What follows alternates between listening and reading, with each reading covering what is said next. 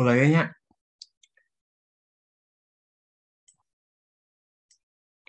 Assalamualaikum warahmatullahi wabarakatuh. Bapak A.A. Ahmad Syahid, MPD, selaku dosen pengampu mata kuliah pedagogik yang saya hormati, dan teman-teman selaku peserta diskusi yang berbahagia. Pertama-tama, marilah kita panjatkan puji dan syukur kepada Allah Subhanahu wa Ta'ala karena telah memberikan rahmat, kesehatan, dan keselamatan sehingga kita dapat berkumpul di ruang Zoom ini dalam acara diskusi kelompok. Adapun topik yang akan kami bahas mengenai pemaparan makalah yang berjudul Lingkungan-Lingkungan Pendidikan. Perkenalkan, nama saya Akbar Zaki Azhara dari kelompok 4 yang akan bertugas sebagai moderator. Lalu, perkenalkan juga anggota kelompok saya, yaitu yang pertama ada Paijah Wahdah Aupa dengan NIM 2101163 absen 7. Kemudian yang kedua ada Radila Putri Gunadi dengan NIM 2102909 dengan absen 11. Kemudian yang ketiga ada Siska Agustina dengan NIM 2103089 dengan absen 15. Yang keempat yaitu saya sendiri dengan NIM 2103270 absen 23. Kemudian ada Rapika Nur Ajijah dengan NIM 2105760 absen 30. Kemudian ada Neng Nitalia dengan NIM 2105980 absen 31. Dan yang terakhir ada Rispa Khairunisa Harliani dengan NIM 2106246 absen 35. Adapun rangkaian acara sebagai berikut. Yang pertama ada pembukaan, yang kedua ada sesi penyampaian atau penyajian materi, yang ketiga ada sesi tanya jawab, dan yang keempat ada sesi penutup. Baik teman-teman, langsung saja kita ke acara yang pertama, yaitu pembukaan. Agar acara berjalan dengan baik, marilah kita mengucapkan hamdalah bersama, bismillah bersama-sama. Bismillahirrahmanirrahim. Selanjutnya adalah penyampaian atau penyajian materi pertama yang akan disampaikan oleh Saudari Radila. Kepada Saudari Radila, saya persilahkan.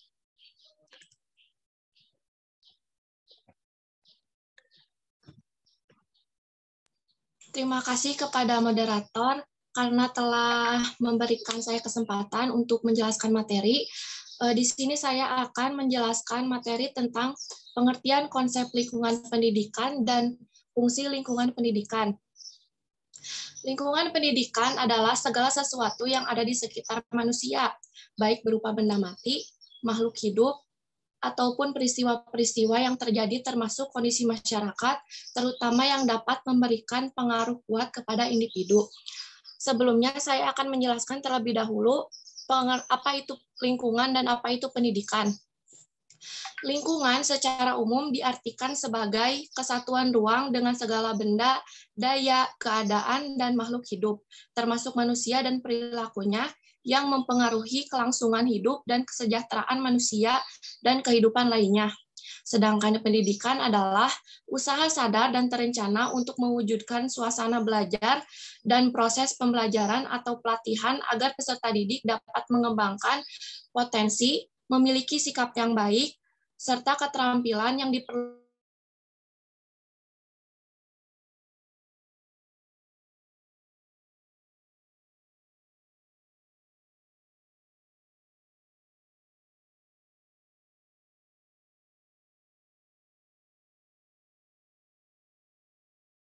psikologis maupun sosiokultural.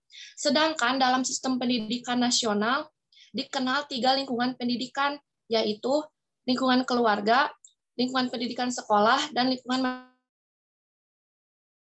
berfungsi sebagai wahana yang dilalui anak didik untuk mengembangkan potensi diri dalam suatu proses pendidikan yang sesuai dengan tujuan pendidikan dan sekaligus untuk pencapainya. Karena pendidikan merupakan interaksi antar manusia, maka dapat ditarik kesimpulan Lingkungan pendidikan adalah suatu tempat di mana memungkinkan terjadinya suatu interaksi manusia dalam proses pendidikan dan untuk mencapai tujuan pendidikan. Slide selanjutnya.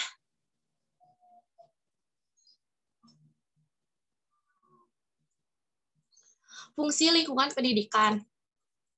Lingkungan pendidikan tentu saja memiliki fungsinya tersendiri dalam membantu proses pendidikan supaya mencapai tujuan pendidikan secara maksimal.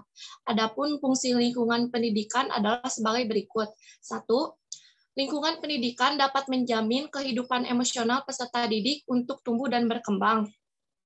Kehidupan emosional ini sangat penting dalam pembentukan pribadi anak. Yang kedua, membantu peserta didik dalam berinteraksi dengan berbagai lingkungan sekitarnya, baik lingkungan fisik, sosial, maupun budaya, terutama berbagai sumber daya pendidikan yang tersedia agar dapat dicapai tujuan pendidikan secara optimal. Yang ketiga, sebagai wahana yang amat besar bagi perkembangan individu dan masyarakat dalam memperluas dan mempercepat usaha mencerdaskan kehidupan bangsa. Yang keempat, mengajarkan tingkah laku umum dan untuk menyeleksi serta mempersiapkan peranan-peranan tertentu dalam masyarakat. Dan yang terakhir, yang kelima, mengembangkan kemampuan-kemampuan yang dimiliki peserta didik, baik dalam bentuk karir, akademik, kehidupan beragama, kehidupan sosial budaya, maupun keterampilan lain. Mungkin sekian yang disampaikan oleh saya kembalikan lagi kepada moderator. Baik, terima kasih Saudari Radila. Materi selanjutnya akan disampaikan oleh presentator kedua, yaitu Rapika. Kepada Saudari Rapika, saya persilahkan. Baik, terima kasih kepada moderator yang telah memberikan kesempatannya kepada saya. Di sini saya akan memaparkan mengenai pengertian keluarga. Secara umum, keluarga merupakan suatu lembaga yang terdiri atas sepasang suami istri dan anak-anaknya yang hidup dalam sebuah kesatuan kelompok berdasarkan suatu ikatan tertentu. Kemudian adapun pengertian keluarga ditinjau dari segi sosial, keluarga merupakan bentuk masyarakat kecil yang terdiri dari beberapa individu yang terkait oleh suatu keturunan, yakni kesatuan antara ayah, ibu, anak, yang merupakan kesatuan terkecil dari bentuk kesatuan masyarakat. Kemudian ada pengertian keluarga jika ditinjau dari sisi sudut pedagogis. Keluarga memiliki ciri khas, yaitu bahwa keluarga merupakan suatu persekutuan hidup yang dijalani rasa kasih sayang di antara dua jenis manusia yang bermaksud terkandung juga kedudukan dan fungsi sebagai orang tua. Slide selanjutnya.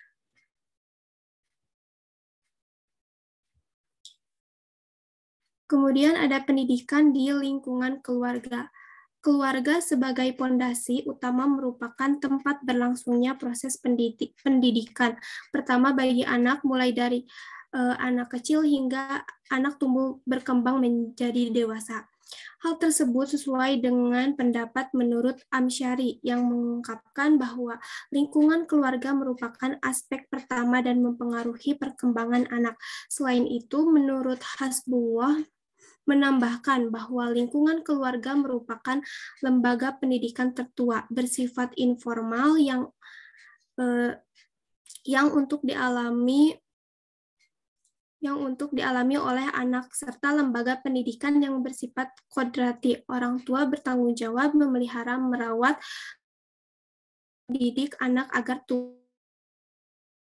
Jadi dapat disimpulkan bahwa lingkungan keluarga merupakan lingkungan pendidikan yang pertama dan utama, karena dalam keluarga inilah anak mendapatkan bimbingan dan pendidikan. Keluarga juga dapat menjadi wadah pertama dan utama bagi pertumbuhan dan perkembangan anak, karena sebagian besar dari kehidupan anak adalah di dalam keluarga, sehingga pendidikan yang paling banyak diterima oleh anak adalah dalam keluarga. Sekian pemaparan dari saya kembalikan lagi kepada moderator. Baik, terima kasih Saudari Rapika. Materi selanjutnya akan disampaikan oleh presentator ketiga, yaitu Saudari Paijah. Kepada Saudari Paijah, saya persilahkan. Baik, terima kasih kepada moderator. Di sini saya akan menjelaskan hambatan pendidikan di lingkungan keluarga dan juga faktor pendidikan keluarga. Hambatan pendidikan di lingkungan keluarga terdapat 7, yaitu anak kurang mendapatkan perhatian dan kasih sayang dari orang tuanya. Kedua, figur orang tua yang tidak mampu memberikan keteladanan pada anak. Ketiga, sosial ekonomi keluarga yang kurang. Kemudian kasih sayang orang tua yang berlebihan. Kelima, orang tua yang tidak dapat memberikan rasa aman dan nyaman kepada anak. Keenam, orang tua yang tidak dapat memberikan rasa kepercayaan kepada anak, serta orang tua yang tidak dapat membangkitkan inisiatif dan kreativitas kepada anak. Slide selanjutnya. Kemudian fungsi keluarga. Yang pertama yaitu fungsi edukasi. Fungsi edukasi atau fungsi pendidikan dalam keluarga merupakan salah satu tanggung jawab yang penting yang dipikul oleh orang tua. Dalam lingkungan keluarga, anak-anak dididik mulai dari belajar, cara berjalan, sikap perilaku keagamaannya, dan pengetahuan serta kemampuan lainnya. Yang kedua, fungsi sosialisasi. Ini mempunyai ikatan yang sangat erat dengan fungsi pendidikan, karena dalam fungsi pendidikan terkandung upaya sosialisasi, yaitu lingkungan keluarga yang menjadi pertamanya. Kemudian fungsi protektif atau perlindungan, keluarga dapat menjalankan fungsi protektif atau fungsi memberikan perlindungan bagi seluruh anggota keluarga. Kemudian fungsi afeksi atau kasih sayang, memegang peranan yang sangat penting sebuah suasana keluarga yang romantis dan penuh kasih sayang akan menumbuhkan kepribadian yang baik bagi anak dan dapat menghindarkan pengaruh psikologis yang tidak baik. Fungsi religius atau agama. Keluarga wajib memperkenalkan dan mengajak anak dan anggota keluarga lainnya kepada kehidupan beragama. Fungsi ekonomi ini sangat penting bagi kehidupan keluarga karena merupakan pendukung utama bagi kebutuhan dan kelangsungan keluarga. Fungsi rekreasi. Keluarga sangat penting bagi anggota keluarga karena dapat menjamin keseimbangan kepribadian anggota keluarga, mengurangi ketegangan perasaan, meningkatkan saling pengertian, memperkokoh kerukunan dan solidaritas keluarga, dan meningkatkan rasa kasih sayang. Dan yang terakhir, fungsi biologis. Fungsi ini merupakan fungsi untuk meneruskan keturunan, memelihara dan membesarkan anak, memelihara dan merawat anggota keluarga, serta memenuhi kebutuhan gizi keluarga. Sekian pemaparan dari saya kembalikan lagi kepada moderator. Baik, terima kasih Saudari Paijah. Materi selanjutnya akan disampaikan oleh presentator keempat, yaitu Saudari Neng Nita Lia. Kepada Saudari Neng Nita Lia, saya persilahkan. Baik, terima kasih kepada moderator. Di sini saya akan memaparkan materi tentang konsep pendidikan sekolah dan tujuan pendidikan sekolah. Yang pertama, konsep pendidikan sekolah. Secara historis, sekolah berasal dari bahasa Yunani kuno, yaitu sekolah, yang artinya adalah waktu senggang atau liburan. Sekarang, sekolah menjadi lingkungan pendidikan yang dirancang dan dilaksanakan dengan aturan-aturan yang ketat, yang disebut dengan pendidikan formal. Sekolah merupakan suatu lembaga khusus, tempat untuk menyelenggarakan pendidikan yang di dalamnya terdapat suatu proses belajar mengajar untuk mencapai tujuan pendidikan. Pendidikan di sekolah merupakan proses pembelajaran yang merupakan terjadinya perubahan dan tingkah laku seseorang dalam kemampuan kognitif, afektif, dan segi keterampilan yang seimbang. Sekolah yang didirikan oleh masyarakat atau pemerintahan untuk membantu memenuhi kebutuhan keluarga yang sudah tidak mampu lagi memberikan bekal kepada anak-anaknya. Slide selanjutnya. Kemudian ada tujuan pendidikan sekolah. Tujuan pendidikan sekolah mengacu kepada tujuan pendidikan nasional, yaitu bertujuan untuk mengembangkan potensi anak didik agar menjadi manusia yang beriman dan bertakwa kepada Tuhan Yang Maha Esa, berakhlak mulia, sehat, berilmu, cakap, kreatif, mandiri, dan menjadi warga negara yang demokratis serta bertanggung jawab. Terima kasih. Sekian materi dari saya kembalikan kepada moderator. Baik, terima kasih Saudari Neng Nita. Materi selanjutnya akan disampaikan oleh presentator kelima, yaitu Saudari Siska. Kepada Saudari Siska, saya persilakan. Baik, terima kasih moderator. Kepada rekan-rekan semua, di sini saya akan menjelaskan mengenai fungsi pendidikan sekolah. Sebagai bagian yang tak terpisahkan dari sistem pendidikan, pembelajaran di sekolah itu sangat penting dan harus memiliki fungsi yang mengacu pada tujuan pendidikan itu sendiri. Dalam kaitan ini, sekolah hendaknya berfungsi untuk mengembangkan kemampuan dan membentuk watak peserta didik untuk menjadi warga negara yang bermartabat dalam mencerdaskan kehidupan bangsa yang berikutnya kembali. Kemudian, yang dibahas di sini yaitu mengenai fungsi sekolah sebagai lembaga sosial. Sekolah berfungsi sebagai lembaga sosialisasi, membantu anak-anak mempelajari cara-cara hidup di tempat mereka dilahirkan. Mengapa dikatakan demikian? Karena dalam proses sosialisasi itu individu diajarkan untuk berinteraksi dengan orang-orang di sekitarnya. Namun di sekolah, individu itu diajarkan bersosialisasi menyesuaikan dengan nilai-nilai moral, etika, maupun aturan yang berlaku di lingkungan masyarakatnya. Sehingga peserta didik dapat menyesuaikan dengan keadaan di sekitar lingkungannya supaya tidak merasa kaku kalau berinteraksi di lingkungan masyarakat. Kemudian, sekolah berfungsi sebagai sarana untuk mentransmisikan kebudayaan. Transmisi di sini mengandung arti menyebarluaskan, meneruskan nilai-nilai kebudayaan dari satu generasi ke generasi berikutnya. Kemudian, sekolah berfungsi untuk melanjutkan pendidikan yang lebih tinggi. Nah, di sini itu sekolah atau sebagai pendidik memiliki fungsi untuk mengarahkan peserta didiknya dalam melanjutkan ke jenjang pendidikan berikutnya dengan mempertimbangkan minat, bakat, potensi, serta kemampuan yang dimiliki oleh siswa. Karena dalam penyeleksian pendidikan itu biasanya menggunakan kriteria yaitu prestasi akademik. Sehingga dengan bimbingan dari sekolah sebelumnya, peserta didik dapat melanjutkan ke jenjang pendidikan yang lebih tinggi dengan tepat sesuai dengan potensi, minat, bakat, dan yang dimilikinya tersebut. Cukup sekian mungkin yang bisa saya sampaikan, kurang lebihnya mohon maaf. Saya kembalikan lagi kepada moderator. Baik, terima kasih Saudari Siska. Materi selanjutnya akan disampaikan oleh presentator ke-6, yaitu Saudari Rispa. Kepada Saudari Rispa, saya persilahkan. Baik, terima kasih kepada moderator. Di sini saya akan melanjutkan pematerian yaitu tentang mengenai aspek-aspek dari lingkungan sekolah. Nah, aspek-aspek dari lingkungan sekolah ini terdiri dari beberapa bagian. Yang pertama ada interaksi dengan keluarga. Meski berada di lingkungan sekolah, seorang anak tidak akan terlepas dari pengaruh keluarganya. Hubungan dalam contoh lingkungan keluarga dan tegang dalam keluarga.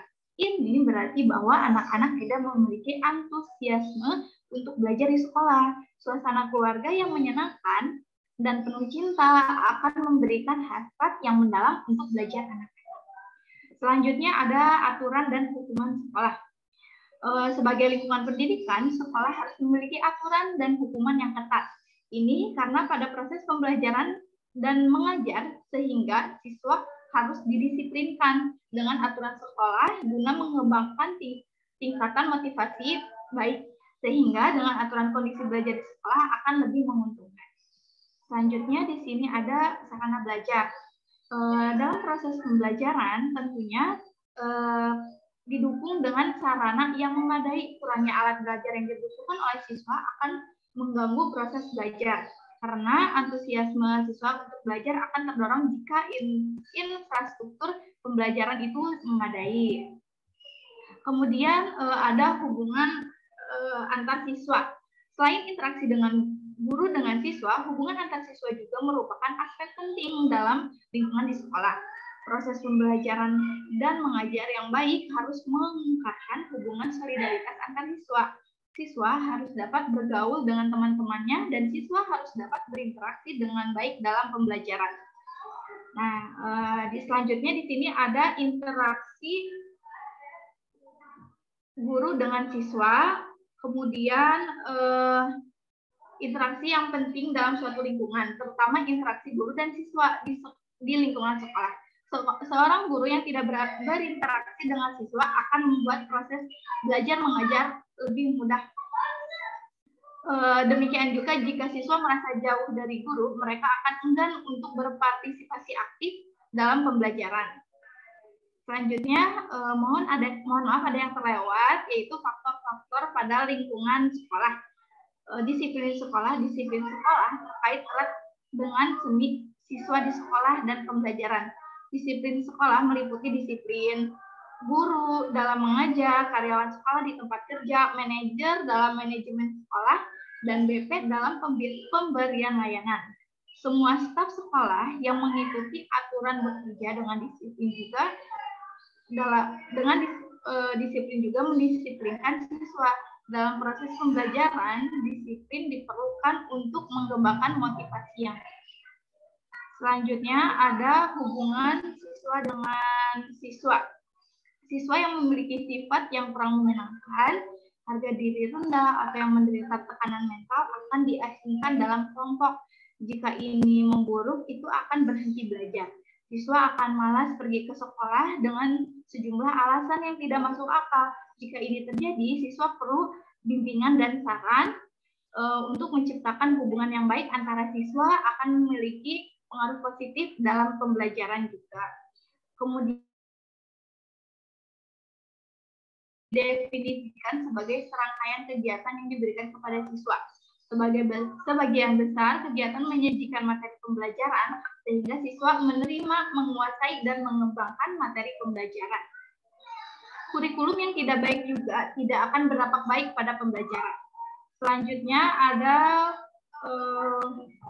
hubungan guru dengan siswa. Proses belajar berlangsung antara guru dan siswa. Proses ini dipengaruhi oleh hubungan tersebut. Oke, lanjut lagi ada manfaat lingkungan sekolah.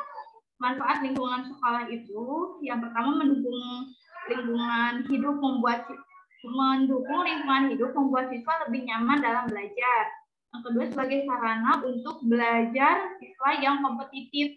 Terus selanjutnya memberikan pembelajaran yang dapat membuat siswa lebih efektif. Manfaat selanjutnya yaitu memberikan suasana belajar yang unik bagi siswa. Slide selanjutnya.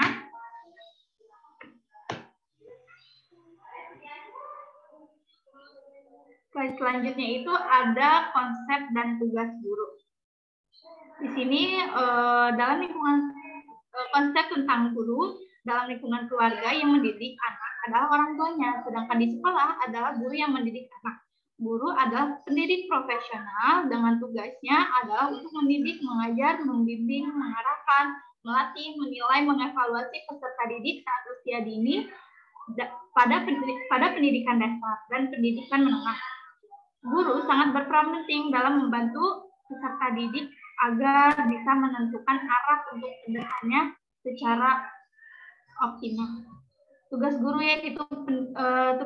yaitu pendidik yang harus memiliki standar kualitas tertentu yang mencakup tanggung jawab, berwibawa, mandiri, dan disiplin.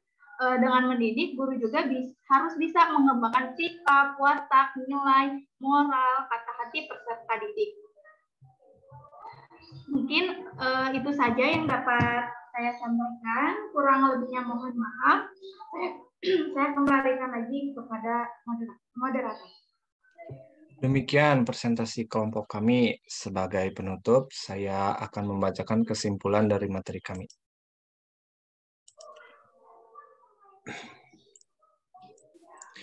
Lingkungan pendidikan adalah suatu tempat di mana memungkinkan terjadinya suatu interaksi manusia dalam proses pendidikan dan untuk mencapai tujuan pendidikan. Interaksi antar manusia dapat terjadi di mana saja. Interaksi ini dapat berupa suatu proses untuk menumbuhkan dan mengembangkan potensi dalam dirinya, baik aspek jasmani atau rohani. Oleh karena itu, lingkungan pendidikan tidak hanya terjadi di sekolah saja, tetapi pendidikan bisa terjadi di lingkungan keluarga. Karena keluarga sebagai lingkungan pendidikan pertama dan sekolah merupakan lembaga kedua setelah lingkungan keluarga. Pendidikan di sekolah merupakan proses pembelajaran yang merupakan terjadinya perubahan pola tingkah laku seseorang dalam kemampuan kognitif, afektif, dan segi keterampilan yang seimbang. Sedangkan fungsi dan tujuan pendidikan di sekolah mengacu pada pendidikan nasional. Tak terasa kita berada di penghujung acara. Sekian pemaparan materi dari kelompok kami, dan silakan jika ada yang ingin ditanyakan untuk memaparkan pertanyaannya di kolom chat Zoom. Terima kasih.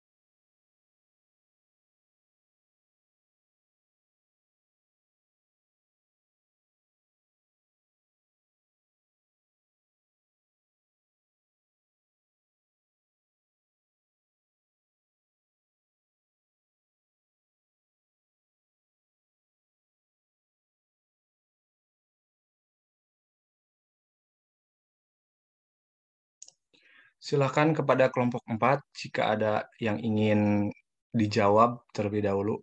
Mungkin pertanyaan pertama datang dari saudari Kirana yang bertanya kepada kelompok 4 mengenai tadi sudah disebutkan beberapa hambatan yang terjadi dalam menjalani pendidikan di lingkungan keluarga.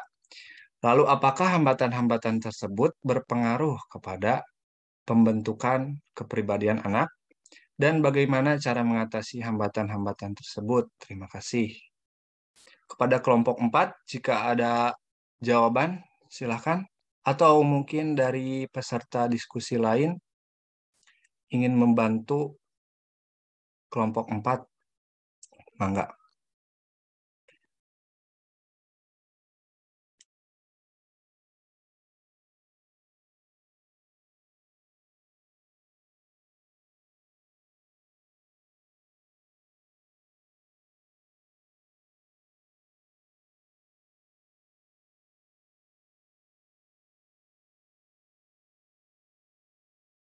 Moderator, izin menjawab pertanyaan dari Andini. Ya, silahkan, Nadila. Pertanyaannya itu, izin bertanya, menurut kelompok 4, bagaimana cara seorang guru menghadapi anak yang nakal karena ia berada di lingkungan keluarga yang tidak baik? Maksud di sini mungkin lingkungan keluarga yang tidak baik seperti murid yang kedua orang tuanya tidak harmonis atau bahkan bercerai, atau yang bisa kita bilang broken home, terus murid yang mendapat tekanan dari orang tua.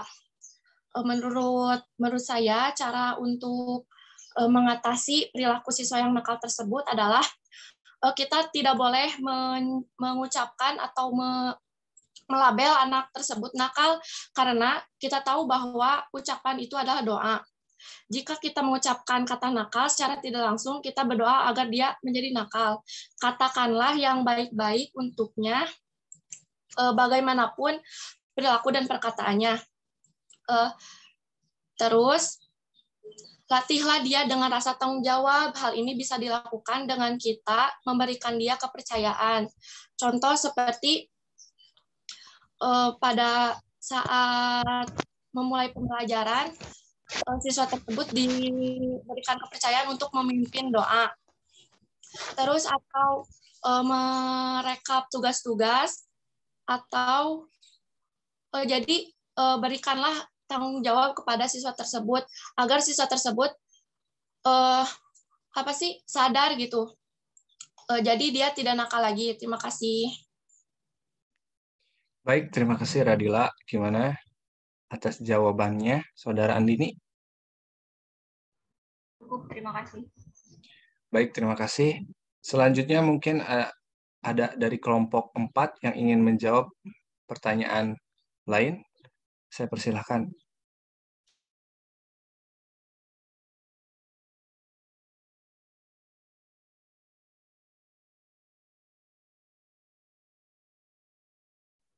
Izin moderator. Baik, silahkan kepada Saudari Paijah. Ya, saya ingin menjawab pertanyaan dari Kirana, yaitu pertanyaannya, izin bertanya kepada kelompok 4, tadi sudah disebutkan beberapa hambatan yang terjadi dalam menjalani pendidikan di lingkungan keluarga. Lalu, apakah hambatan-hambatan tersebut berpengaruh kepada pembentukan kepribadian anak, dan bagaimana cara mengatasinya? Mungkin untuk hambatan-hambatan tersebut berpengaruh ya, tetapi dengan dengan mengatasinya dapat mengurangi hambatan tersebut seperti berkomunikasi dengan orang yang di rumah seperti keluarga, orang tua, kemudian keterampilan keluarganya atau keterampilan orang tua ditingkatkan dan didukung juga. Kemudian orang tua memainkan peran yang integral dalam membantu belajar siswa. Kemudian orang tua juga di sekolah diterima gitu dan didukung serta bantuan mereka dibutuhkan, serta orang tua adalah mitra penuh dalam pengambilan keputusan yang mempengaruhi keluarga dan anak. Mungkin cukup sekian. Terima kasih. Baik, terima kasih Saudari Paijah. Kepada Saudara Kirana, apakah sudah cukup? Kan tadi katanya menjalin komunikasi yang baik dengan lingkungan keluarga.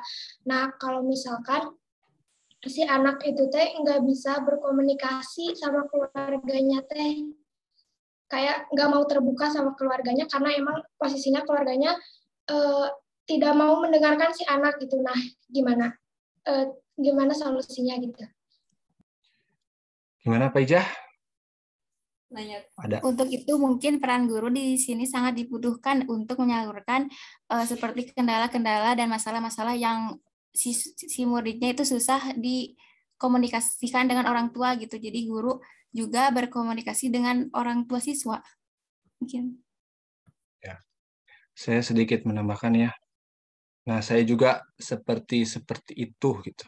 Tipe saya itu jadi nggak terbuka mengenai masalah saya itu ke orang tua karena saya tidak ingin gitu orang tua teh berpikir bahwa saya itu sedang di dalam kesulitan.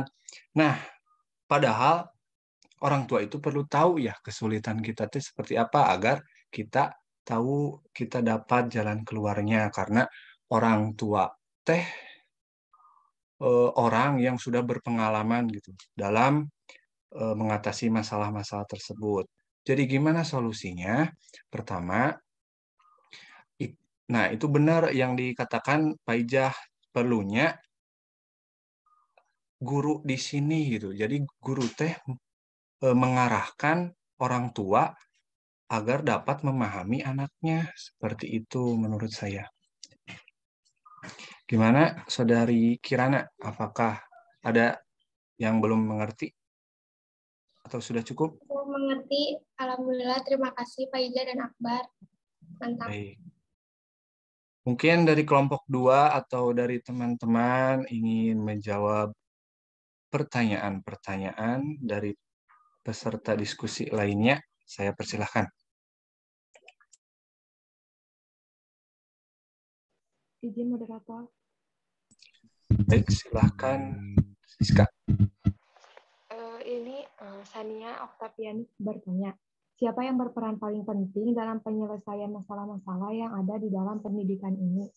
Nah, masalahnya itu yang seperti apa dulu gitu, karena kan masalah dalam pendidikan itu cukup banyak ya, kalau kita bahas satu-satu kan nggak mungkin juga yang mengingat waktunya gitu.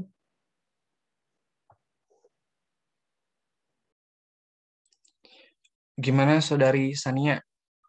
Masalah yang dimaksud itu seperti apa? Seperti masalah atau dalam lingkungan keluarga atau mungkin masalah di lingkungan sekolah? Mungkin boleh dijelaskan untuk keduanya. Yang sudah dijelaskan saja masalah-masalahnya. Ya, silakan Siska. Baik, yang pertama itu kan di lingkungan keluarga. Tadi yang sudah disebutkan pada pertanyaan sebelumnya oleh Saudari Kiran yang bertanya bagaimana mengenai hambatan-hambatan dalam keluarga, itu juga merupakan salah satu masalah yang mungkin sering terjadi dan sering ditemukan dalam suatu lembaga pendidikan bila dihubungkan ke dalam sekolah gitu. Mengapa demikian? Karena masalah dalam keluarga itu, masalah atau lingkungan dalam keluarga itu sangat mempengaruhi kepribadian peserta didik, di mana keluarga itu merupakan pilar utama dalam pendidikan. Seperti yang sudah disebutkan oleh Ki Hajar Dewantara dalam Tripusat Pendidikan, yaitu yang pertama lingkungan keluarga, yang kedua sekolah, dan yang ketiga yaitu lingkungan masyarakat. Maka dari itu, seperti yang sudah disebutkan sebelumnya, dalam lingkungan keluarga dan sekolah itu perlu adanya komunikasi yang searah gitu. Jadi sekolah memberikan edukasi kepada keluarga mengenai bagaimana sih cara mengetahui kepribadian peserta didik bila di rumah dan di sekolah gitu. Kemudian masalah yang sering terjadi di sekolah mungkin yang pertama yaitu mengenai tingkat atau motivasi belajar peserta didik yang turun naik. Kemudian bisa juga faktor di sekolahnya itu sendiri gitu, seperti fasilitasnya atau mungkin teman-temannya, sehingga proses sosialisasi di sekolah itu tidak berjalan maksimal. Seperti itu Sania kurang lebih. Baik, terima kasih Siska. Kepada Saudari Sania, apakah sudah cukup? Sudah cukup. Terima kasih. Baik, terima kasih juga Sania. Kepada teman-teman lain, kelompok 4, apakah ada yang ingin dijawab pertanyaan dari peserta diskusi lainnya? Saya persilahkan.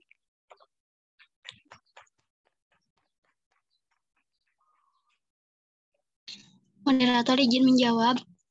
Ya, silahkan Neng Nitalia. Izin menjawab dari pertanyaan Endah. Bagaimana cara untuk meningkatkan rasa kekeluargaan dalam lingkungan keluarga? Menurut saya yaitu melakukan aktivitas bersama keluarga, terus mendampingi anak dalam belajar. Yang ketiga, menghargai pendapat antar sesama keluarga. Dan yang keempat, saling membantu antar keluarga. Ya, baik Neng Nitalia. Apakah ada yang ingin disanggah atau sudah cukup? Saudari Endah. Sudah cukup, terima kasih. Baik, terima kasih juga Saudari Endah. Selanjutnya mungkin ada pertanyaan yang ingin dijawab kembali, terutama pada kelompok 4. Saya persilahkan. Mungkin peserta diskusi-diskusi lain, biar tidak ngantuk, sok coba kita saling tukar pikiran. Moderator izin menjawab, boleh? Boleh, sok silakan Saudari Rucita. Izin menjawab pertanyaan Septiana sama Septi, soalnya kan agak berhubungan ya. Pertanyaan yang Septiana dulu, yaitu pertanyaannya, bagaimana upaya yang dapat diwujudkan dalam penguatan peran keluarga dalam pendidikan? Nah, untuk mewujudkannya itu, jadi seorang ayah sama seorang ibu hendaknya memiliki kesadaran perannya masing-masing. Nah, nyambung ke pertanyaan Septi, bagaimana upaya yang harus dilakukan oleh keluarga untuk mencapai tujuan pendidikan? Peran ayah dalam pendidikan anak. Yang pertama itu sumber kekuasaan dalam keluarga. Yang kedua itu penghubung intern antara keluarga dengan masyarakat atau dunia luar. Yang ketiga, pemberi rasa aman bagi seluruh anggota keluarga. Yang keempat, pelindung terhadap ancaman dari luar. Yang kelima, hakim atau yang mengadili jika terjadi perselisihan. Dan yang terakhir itu pendidikan dalam segi-segi rasional. Nah, sedangkan peran ibu menurut Ngalim Purwanto itu dalam pendidikan yaitu sumber dan pemberi rasa kasih sayang, yang kedua pengasuh dan pemelihara, yang ketiga tempat mencurahkan isi hati, yang keempat pengatur dalam kehidupan berumah tangga, yang kelima pembimbing hubungan pribadi, dan pendidikan dalam segi-segi emosional. Mungkin sekian, mohon maaf jika ada kesalahan. Terima kasih. Baik, terima kasih Saudari Rucita atas jawabannya. Bagaimana Saudari Septi dan Septiana atas jawaban dari Rucita tersebut? Apakah sudah puas atau ada yang masih ragu? Silakan.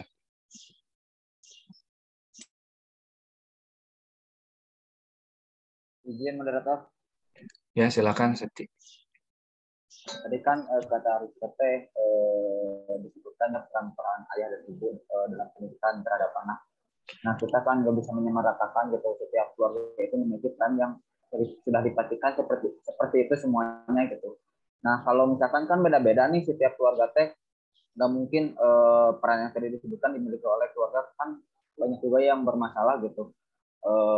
Lalu itu bagaimana cara apa sih dengan lingkungan keluarga yang tidak baik-baik saja, bagaimana gitu upaya dalam mencapai tujuan pendidikan untuk anak gitu, selain menyekolahkan anak mungkin seperti itu. Terima kasih.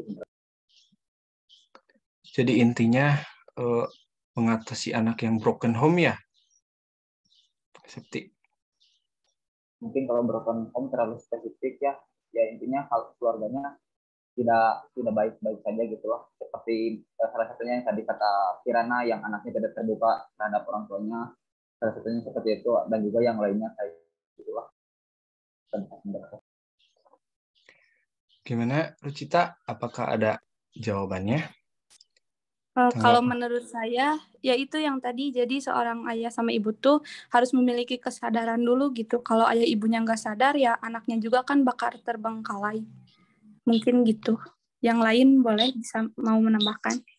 Silakan kepada peserta diskusi lain, jika ada yang ingin menambahkan.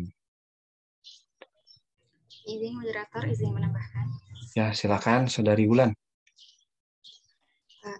Selain itu kan peran pendidik itu atau peran seorang guru kan harus memahami karakter anak terlebih dahulu.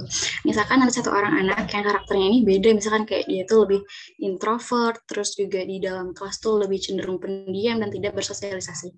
Nah, tugas kita itu mengenali kenapa sih masalah ini tuh ada dan kenapa sih dia tuh kayak gini gitu. Nah, setelah kita ketahui ternyata di dalam rumahnya itu tidak ada keluarga, intinya nama keluarga itu hanya sekedar nama, tetapi isinya itu kagak ada gitu, nggak ada gitu. Nah, tugas kita setelah kita mengetahui bahwa si anak tuh ternyata dia sedang tidak baik-baik saja karena di dalam lingkungan keluarganya dia tidak mengalami ada sebuah keluarga gitu di dalamnya. Nah, tugas kita sebagai pendidik ini menurut saya pribadi gitu kan, setelah itu kita harus berbicara kepada orang tua seperti yang Faiza jelaskan pertama, bahwa kita harus memberikan atau bekerja sama dengan orang tua, bahwa kita mengasih evaluasi sih sebenarnya, mengasih tahu nih bahwa ibu bapak anak bapak di rumah tuh di sekolah tuh ternyata kayak gini gitu.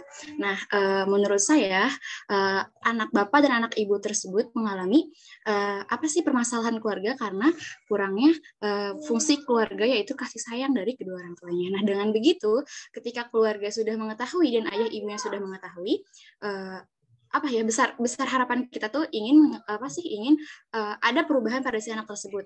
Nah, balik lagi ke dalam keluarganya, apakah dia mau merubah sikap dia yang mungkin egois, ataukah memang dia mementingkan si anak tersebut untuk berkembang lebih baik lagi. Terima kasih moderator. Baik, terima kasih Saudari Wulan yang atas jawabannya dan Saudari Rucita. Gimana Saudari Septi? Apakah masih ragu? Baik, sudah jelas moderator. Terima kasih juga kepada Saudari Wulan dan Saudari Rucita. Baik, terima kasih juga Saudari Septi. Silakan kepada peserta diskusi lain atau terutama pada kelompok 4 untuk menjawab pertanyaan-pertanyaan yang belum terjawab tentunya. Moderator izin menjawab. Ya, Saudari Rapika dulu ya. Ya, mangga Saudari Rapika. Izin menjawab pertanyaan dari Rini, bagaimana cara mengembangkan karakter siswa. misalnya dengan cara memberikan contoh teladan dengan baik, kemudian memberikan penghargaan atau apresiasi, kemudian menyisipkan pesan moral dalam setiap pelajaran, kemudian jujur, kemudian mengajarkan sopan santun, menanamkan sikap leadership, dan menceritakan pengalaman inspiratif. Mungkin sekian moderator. Baik, terima kasih Rafika. Apakah sudah cukup? Siapa tadi? Rini ya? Baik, sudah cukup. Terima kasih, Rafika. Baik, terima kasih juga Rini. Silakan jika ada lagi yang ingin dijawab pertanyaan yang belum terjawab. Tadi siapa yang? Moderator izin menjawab. Ya, silakan Radila. Izin menjawab pertanyaan dari Selma. Pertanyaannya, izin bertanya, barusan kan dijelaskan oleh kelompok 4 bahwa lingkungan pendidikan itu terdiri dari lingkungan keluarga dan sekolah. Apakah lingkungan masyarakat juga termasuk lingkungan pendidikan? Jika iya, kenapa? Dan jika tidak, kenapa? Iya, lingkungan masyarakat termasuk ke dalam lingkungan pendidikan. Karena masyarakat sebagai penyelenggara pendidikan, seperti masyarakat mendirikan yayasan pendidikan yang menyelenggarakan pendidikan formal seperti pendidikan dari taman kanak-kanak sampai perguruan tinggi, maupun menyelenggarakan pendidikan non-formal seperti kursus-kursus. Terus, dalam masyarakat tersedia berbagai sumber belajar baik yang dirancang maupun yang dimanfaatkan. Jika kita melakukan kehidupan sehari-hari gitu, banyak sisi positif yang diambil dalam kehidupan masyarakat, banyak yang diperoleh manfaat dari pengalaman hidup tersebut. Dengan kata lain, manusia berusaha mendidik dirinya sendiri dengan memanfaatkan sumber-sumber belajar yang tersedia di masyarakat dengan cara bekerja.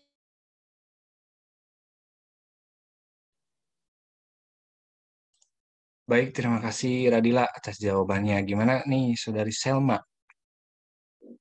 Cukup, moderator. Terima kasih. Baik, terima kasih kembali Saudari Selma.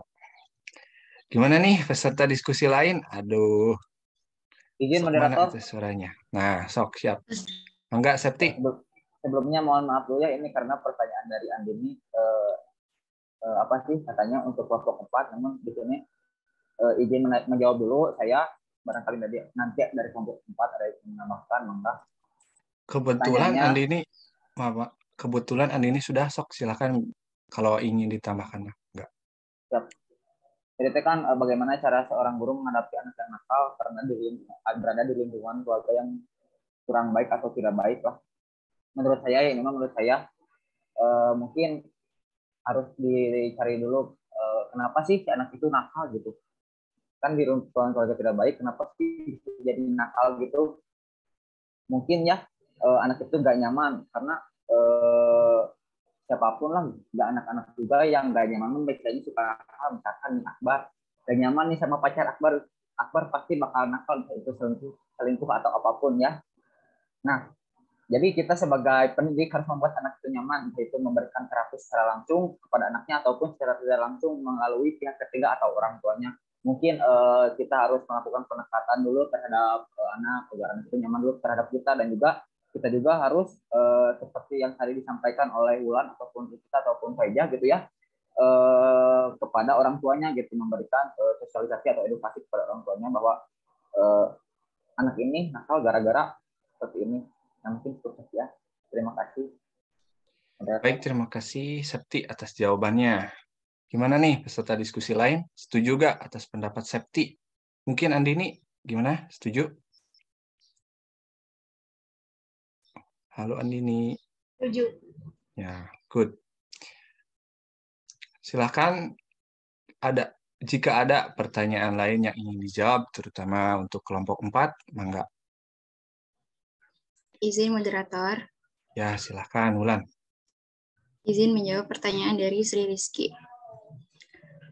Bentar, tadi mana ya? Tadi disebutkan beberapa fungsi lingkungan keluarga. menurut kelompok 6, fungsi utama yang sangat berpengaruh besar terhadap lingkungan keluarga itu fungsi apa? Di sini ada dikasih pilihan apakah fungsi kasih sayang atau fungsi ekonomi atau dan lainnya gitu. Bagi saya pribadi gitu, menurut saya dalam proses pendidikan ini fungsi keluarga yang paling utama itu adalah fungsi kasih sayang, karena di dalamnya bisa merubah apa sih pikiran anak, terus juga bisa membantu. Pokoknya fungsi kasih sayang itu bisa membuat anak itu menjadi semangat lagi dalam pembelajarannya, entah itu dalam proses support ataupun dalam memenuhi segala kebutuhan yang dibutuhkan oleh anak dalam proses pembelajaran. Kasih sayang yang terlalu apa sih, over gitu kan, yang terlalu lebih, yang terlalu tinggi, karena itu juga bisa membuat si anak tuh selalu merasa lebih dari yang lain. Nah, fungsi kasih sayang keluarga ini benar-benar sangat dibutuhkan oleh seorang anak, apalagi si anak yang baru duduk di bangku sekolah dasar gitu kan. Karena cenderung anak-anak itu masih membutuhkan kasih sayang. Contohnya misalkan si anak ini baru masuk sekolah gitu kan, entah di kelas 1 SD atau di kelas 2 SD. Dengan begitu salah satu contohnya kita bisa misalkan mengantarkan anak ke sekolah gitu kan. Terus kita bisa semangat ya Nak belajarnya hari ini, walaupun itu terlihat agak berat dan bisa dibilang itu terlalu lebay gitu kan, tapi itu hal sederhana yang memang anak-anak butuhkan gitu. Karena zaman sekarang tuh jarang sekali orang tua yang seperti itu gitu. Kalau di lingkungan saya gitu. Nah, dengan begitu si anak pun entah itu psikisnya bagus gitu kan, dan mendapatkan support, dorongan dari orang tua, maka proses pembelajaran anak insya Allah jika memang dia sungguh-sungguh maka akan terlaksana dengan baik. Dan juga selain itu ketika sesampainya di rumah sebagai orang tua gitu kan, sebagai pendidik gitu kan, orang tua juga kan sebagai pendidik gitu perannya. Nah, sebagai pendidik di rumah juga orang tua harus menanyakan misalkan Nak bagaimana kamu hari ini belajarnya gitu kan, apakah ada PR atau tidak gitu. Nah, setelah itu barulah orang tua menanyakan apakah ada kesulitan dalam pembelajaran hari di sekolah gitu kan. Nanti bila memang ada PR, orang tua lebih misalkan menanyakan apakah butuh bantuan atau tidak. Nah, dengan begitu itu pun masuk ke dalam fungsi kasih sayang, karena si anak benar-benar membutuhkan itu semua. Dan itu pun masuk ke dalam support si anak itu sendiri. Terima kasih, moderator. Baik, terima kasih Wulan atas pendapatnya. Gimana peserta Izin diskusi moderator? lain? Nah, sok, mangga. Saudara Ahmad. Wulan. Tapi bagaimana jika kan si anak tersebut misalnya kan tadi diantar ke sekolah, tetapi ada siswa lain yang meledek, kenapa kamu mau diantar kan udah gede gitu, kamu mau manja, sehingga si anak tersebut jadi down gitu. Jadi gimana gitu, jadi gak enak gitu kan diledek sama teman. Mungkin seperti itu, Wulan, bagaimana tanggapannya? Terima kasih. Ya, silakan Wulan. Oke, Ahmad, mungkin itu cenderung kita lebih kayak dulu kayak pernah kayak gitu kan, mungkin kita pernah mengalami atau kita pernah melihat gitu kan. Nah, seperti itu biasanya yang berperan tuh seorang guru. Misalkan ketika anak diledek, kamu maji gitu kan, misalkan namanya tuh si Aji, kamu mah udah besar juga masih diantar aja gitu kan. Nah, cenderung si anak tuh merasa, oh iya ya gitu kan. Nah, itu juga kalau kita lihat positifnya, anak itu akan membuka mindset mereka bahwa oh iya ya, aku udah besar gitu kan, ngapain masih diantar. Nah, dengan begitu si anak akan melaporkan ke mamahnya, mah teman aku aja sekolahnya sendiri aja. Nah, itu yang pertama kalau si anak berpikir itu bisa membuka mindset yang positif gitu kan. Selain itu, kadang ada anak yang mendapatkan merasa down gitu kan dengan apa sih gitu kan. Ngatain aku gitu. Nah, itu cenderung si anak akan diem di kelas gitu kan. Nah, di situ ada peran guru. Nah, peran guru itu menanyakan kepada si anak yang terkena cemoohan tadi.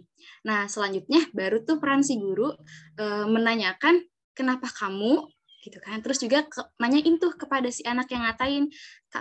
Peran guru tuh harus berbicara tapi jangan di depan umum gitu kan. Bisa di pulang sekolah ataupun ketika jam istirahat. Nah, kita nih sebagai guru kita harus ngobrol bertiga dengan si anak yang terkena sama yang korban itu gitu kan. Yang ngatain yang ngatain sama yang dikatain gitu kan. Nah, kamu obrolkan bertiga, nah baru peran si guru mengasihkan arahan yang benar gitu kan, bahwa Aji ini masih membutuhkan bimbingan orang tua, misalkan karena si Aji ini kalau dibiarkan sendiri nanti suka jalan itu suka ke tengah jalan misalkan gitu. Nah, kamu nggak boleh ngomong seperti ini ya nak gitu kan, karena kamu pun dulu sempat diantar sama orang tua kamu. Nah, itu bisa jadi tuh yang ngatain si Aji nggak terkena mental juga, dan si Ajinya pun merasa oh iya ya ternyata aku ini nggak bukan anak yang manja gitu kan, karena aku juga masih membutuhkan membutuhkan orang tua untuk mengantar ke sekolah gitu. Untuk kebaikan si Aji juga, karena kalau si Aji nggak dianterin nanti takut jalannya itu kayak ke tengah jalan ataupun main-main sambil jalan gitu kan, membahayakan si Aji juga gitu. Punten ya kalau salah, ini mah pendapat aku. Ya.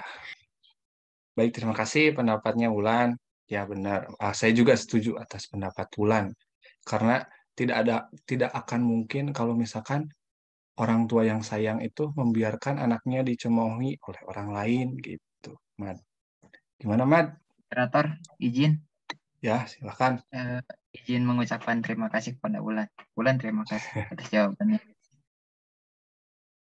Ya, baik. Terima kasih juga, Ahmad. Ya, silakan kepada kelompok 4 terutama nih. Silakan jika ada ingin yang dijawab pertanyaan yang belum terjawab, saya persilahkan. Moderator, Ya, izin menjawab. Ya, Izin menjawab pertanyaan dari Ranti. Pertanyaannya, tadi pada aspek lingkungan sekolah dijelaskan bahwa sekolah harus punya aturan dan hukuman yang ketat. Tetapi jika semakin ketat aturan, maka peserta didik semakin tidak bisa mengeksplor dirinya sendiri, makin takut atau hal lainnya. Bagaimana dengan tanggapan kalian? Nah, menurut tanggapan saya, menurut pendapat pribadi, selagi aturan itu berdampak positif, itu bagus. Karena ya sepengalaman saya, kayak misalkan masuk sekolah jam 7.15. Nah, kalau kita belum datang terus kan dikasih hukuman. Nah, itu kan jadi melatih biar besoknya kita enggak kesiangan lagi. Jadi itu berdampak positif kan, jadi melatih agar kita bisa disiplin. Nah, untuk mengeksplor, jadi takut mengeksplor, selagi kita mengeksplor diri kita ke yang hal positif, itu pasti diberi wadah atau didukung gitu. Menurut pendapat saya, terima kasih. Moderator, izin menambahkan. Ya, mangga, Ajrul. Tadi menurut pendapat Rucita itu sudah benar ya. Tentu sekolah punya aturannya masing-masing yang bertujuan untuk mendidik anggota dari sekolah tersebut, ya, salah satunya murid.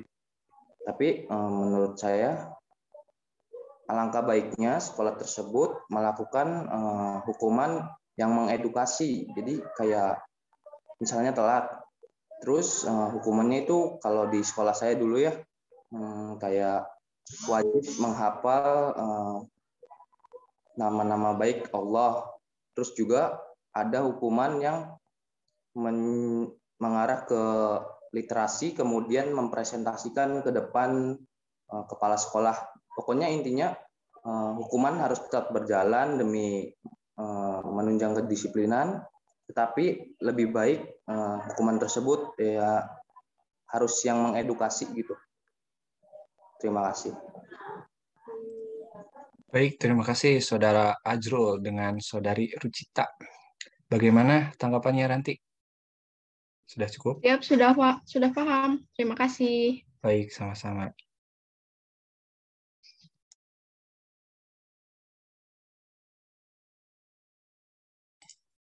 Saya mohon maaf tadi kelupaan mengenai pertanyaan barusan yang datang dari Sri ya. Saya mohon maaf Sri, apakah tadi jawaban dari Wulan dengan Wulan saja ya? Sudah cukup? Atau mungkin ada sanggahan dari Sri? Wah, Srinya mengalami gangguan. Ya, silakan kepada kelompok 4 terutama untuk memberikan jawabannya. Izin moderator.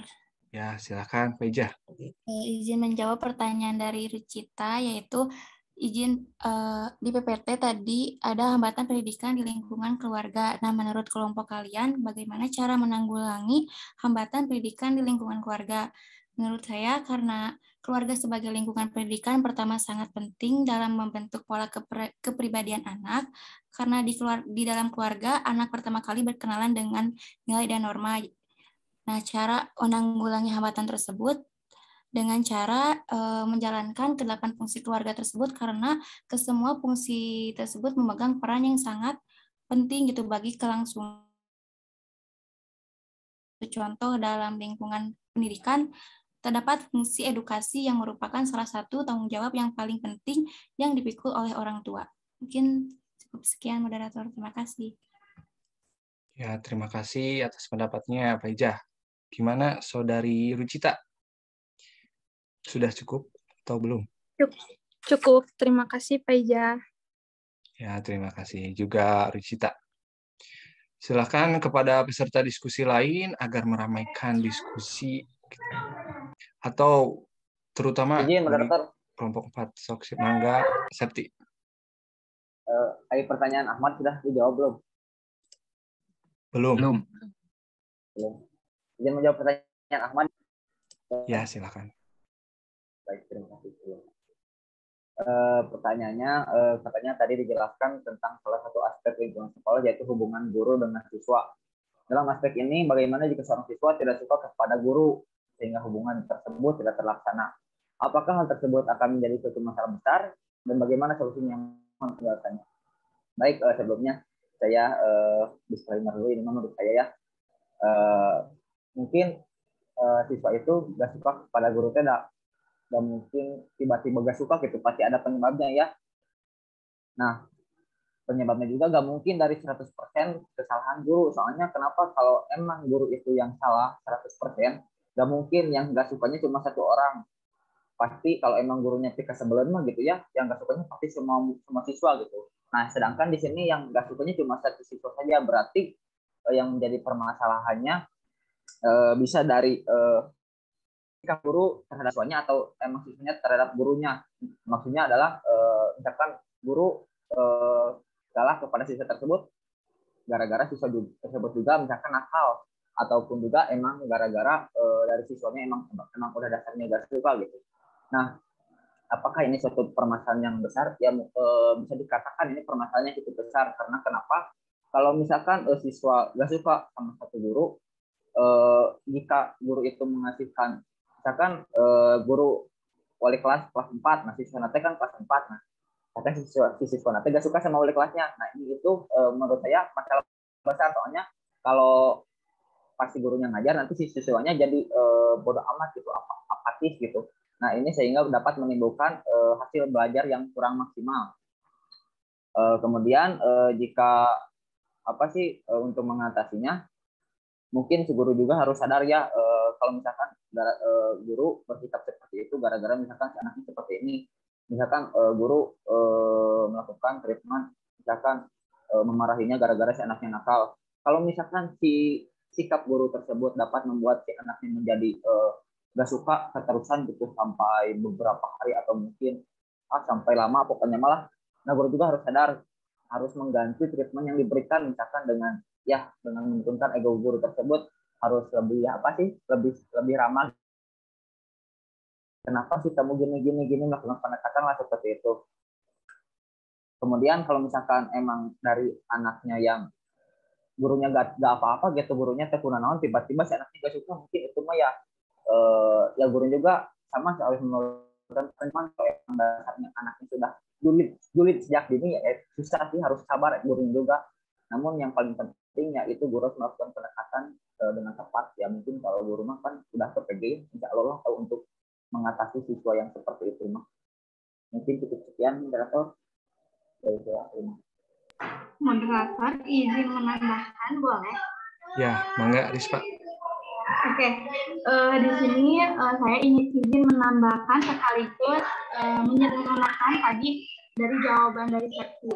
Mungkin betul banget tadi yang sudah Septi katakan, Jadi kita harus bikin nyaman anak. Nah, cara untuk bikin nyaman anak sebenarnya balik lagi ke kita nanti sebagai seorang guru, yaitu kita mengajar dengan hati, gitu ya.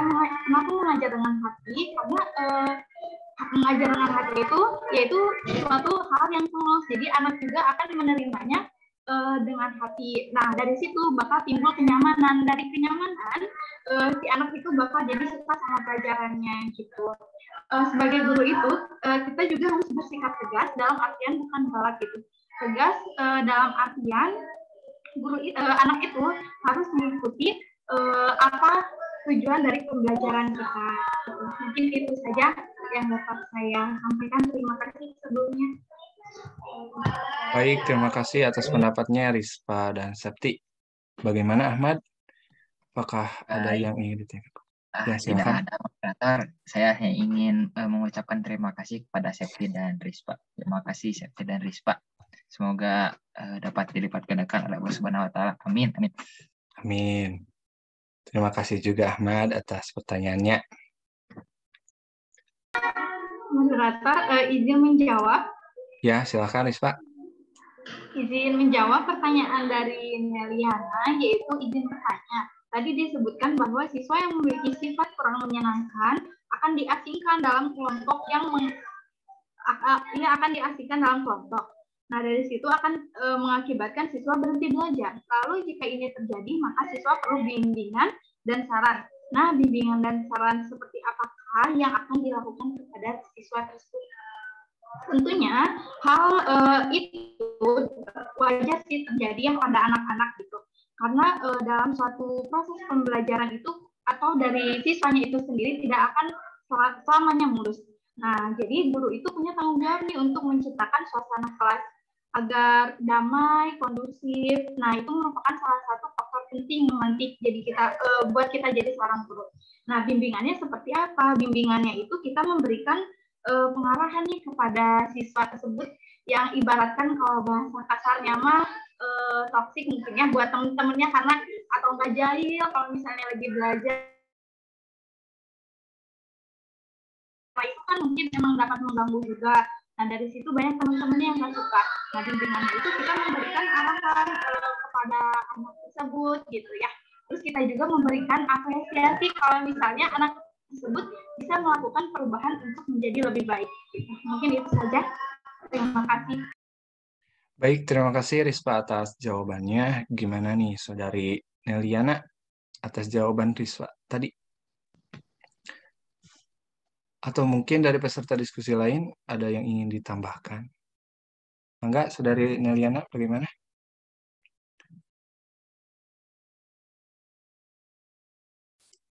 Wow. Neliana tampaknya sedang sibuk dengan jaringannya. Langsung saja kita ke pertanyaan selanjutnya. Bagaimana nih kelompok, terutama Moderator, kelompok 4? Siapa tadi? Mohon maaf. Saya moderator. Oh, Mangga Lilis. Silakan. Saya izin menjawab pertanyaan dari Mutiara, yaitu tentang bagaimana ideal peran keluarga dalam lingkungan pendidikan agar anak mendapatkan pendidikan yang terbaik. Nah, peran keluarga dalam pendidikan anak yaitu yang pertama, sebaiknya seorang orang tua memberikan bekal dasar anak tentang berperilaku dalam masyarakat. Yang kedua, seorang orang tua hendaknya memberikan teladan yang baik bagi anak-anaknya. Yang ketiga, memberikan bekal dasar dalam beribadah atau agama yang dianut. Dan yang keempat, memberitahu anak tentang etika atau sopan santun yang baik. Terima kasih. Baik, terima kasih Saudari Lilis atas jawabannya. Bagaimana nih yang mempunyai pertanyaan? Apakah sudah cukup? Baik, sudah cukup. Terima kasih. Baik, sama-sama. Moderator izin. Silakan, Rispa. Mohon maaf sebelumnya izin menjawab. Kalau pertanyaan dari Ninda belum ya, moderator ya? Belum, Rispa. Oke, pertanyaannya di sini yaitu sebelumnya beberapa kali disinggung mengenai mengkomunikasikan masalah si anak kepada orang tua. Lalu bagaimana cara mengkomunikasikan kepada orang tua mengenai masalah tingkah laku anak di sekolah tanpa menyinggung orang tua, apalagi untuk permasalahan seperti ini disebabkan dari lingkungan keluarga itu sendiri. Bagaimana cara penyampaiannya agar karena dikhawatirkan dikomunikasikan ke orang tua itu justru malah tidak terima atau bahkan menyakiti anaknya. Nah, di sini ini berarti hubungannya antara guru dengan orang tua, mungkin seperti itu ya. Nah, hubungan antara guru dan orang tua sebenarnya kita juga pasti akan mempelajari di pedagogik ini gitu ya, tapi mungkin belum gitu. Nah, mungkin penyampaiannya itu kita sampaikan secara baik-baik, secara perlahan apapun penyebabnya, kita berikan solusinya, menyepelekan si anak tersebut gitu. Nah, kita juga memberikan pengarahan kepada orang tua langkah apa selanjutnya yang akan dilakukan. Sebenarnya mah ada goreng bahasa intinya kayak gitu mungkin ya. Nah, jadi kita itu ngobrolinnya itu dengan cara baik-baik aja sih mungkin itu. Terus kalau misalnya orang tuanya masih belum paham atau belum ngerti, kita bisa ngobrolin dari hati ke hati. Mungkin itu saja, barangkali yang ingin ada yang menambahkan. Baik, terima kasih Rispa atas jawabannya. Bagaimana nih yang memiliki pertanyaan? Apakah sudah cukup? Atau dari peserta diskusi lain ada yang ingin ditambahkan? Gimana Saudari Ninda? Sudah cukup. Terima kasih Rispa. Baik, terima kasih. Kembali Ninda. Gimana nih kelompok 4? Ada yang ingin dijawab kembali? Moderator izin menjawab. Ya, silakan Saudari Radila. Izin menjawab pertanyaan dari Anissa Sri Mulyani. Pertanyaannya, izin bertanya bagaimana pendidik mengatasi degradasi moral peserta didik karena dibesarkan di lingkungan keluarga yang tidak memiliki fungsi edukasi. Perlu kita ketahui bahwa degradasi moral itu adalah suatu bentuk penurunan arti nilai dan norma manusia karena adanya pengaruh perkembangan zaman. Maka dari itu, kita sebagai pendidik harus menerapkan pendidikan karakter pada si anak tersebut. Pendidikan karakter ini adalah sebuah usaha untuk mendidik anak-anak agar dapat mengambil keputusan dengan bijak dan mempraktikannya dalam kehidupan sehari-hari sehingga mereka dapat memberikan kontribusi yang positif dalam lingkungan. Pendidikan karakter ini contohnya adalah pendidikan Pancasila. Ada sila pertama yaitu tentang agama, terus sosial, terus ya dan seterusnya. Terima kasih.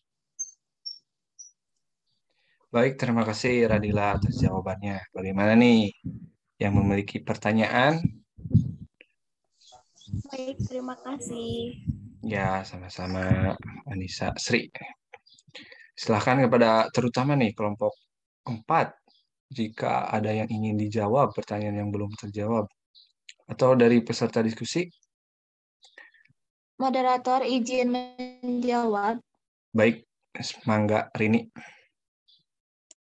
Pertanyaan dari Dias, pertanyaannya yang sudah dijelaskan bahwa lingkungan masyarakat menjadi salah satu lingkungan pendidikan. Bagaimana kalau lingkungan masyarakat justru berdampak negatif terhadap pendidikan anak? Menurut pendapat saya, lingkungan keluarga. Karena orang tua merupakan, tadi dijelaskan, pendidikan utama. Jadi jika anak menjadi berkarakter kurang baik dalam lingkungan masyarakat, nah sebaiknya orang tua itu mengarahkan, kemudian menasihati anaknya agar mengikuti kegiatan, misalkan mengikuti kegiatan di lingkungan masyarakat yang dapat menjuruskan kepada anak yang memiliki karakter yang baik. Mungkin seperti itu.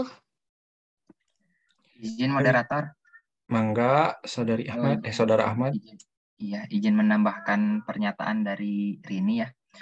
Mungkin betul ya, peran orang tua adalah peran utama. Kalau Sunda nama si orang tua itu harus tetap nalingakeun si anak tuh. Jadi harus tetap memperhatikan. Jangan biarkan itu si anak terjerumus ke dalam pergaulan yang tidak baik di lingkungan masyarakat. Pokoknya inti nama harus nalingakeun. Nalingakeun apa ya bahasa Indonesianya? Memperhatikan si anak, jangan sampai cuel si anak teh. Jangan sampai tidak terperhatikan. Pokoknya mah perhatikan si anak agar tidak terjerumus ke dalam lingkungan yang negatif. Mungkin seperti itu moderator. Terima kasih.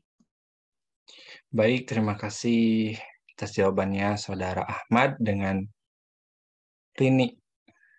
Bagaimana nih saudari yang memiliki pertanyaan? Baik, saya izin bertanya lagi kepada Ahmad, bagaimana kalau misalkan ada orang tua yang sibuk kerja, jadi tidak ada waktu untuk memperhatikan perkembangan anak itu? Nah, bagaimana, Mat? Ya, dokat. Jadi mungkin jika orang tua sibuk, peran guru di sini apa ya? Peran guru di sini terpanggil. Jadi sebagai guru juga bisa memperhatikan si anak di lingkungan masyarakat. Mungkin jika SD si anak dan si guru itu satu kampung dapat memperhatikan. Contohnya di sini kan SD di sini cuman satu kampung gitu, nggak dari daerah mana-mana. Jadi kebetulan mama saya juga guru, jadi si mama juga dapat memperhatikan si anak tersebut agar si anak tersebut tetap positif. Contohnya kemarin ada yang gelut di lapang, kedengaran ke sini, si mama langsung keluar gitu. Langsung melerai agar si anak tersebut tidak bukbek. Jadi insya Allah guru terpanggil di sini. Terima kasih. Mungkin seperti itu dia jangan menyangah lagi ya. Terima kasih. Moderator, mohon maaf izin bertanya dulu kepada dia. Ya, mangga, Rispa. Dia sebelumnya Rispa mau nanya, itu kan orang tuanya dua-duanya sibuk kerja gitu.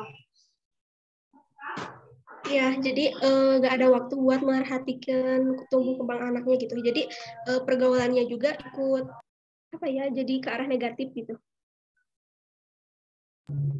Oke, izin menambahkan sebelumnya, benar banget ya, pasti banyak banget gitu ya orang tua yang sibuk, kadang anaknya tuh sampai nggak keperhatiin gitu.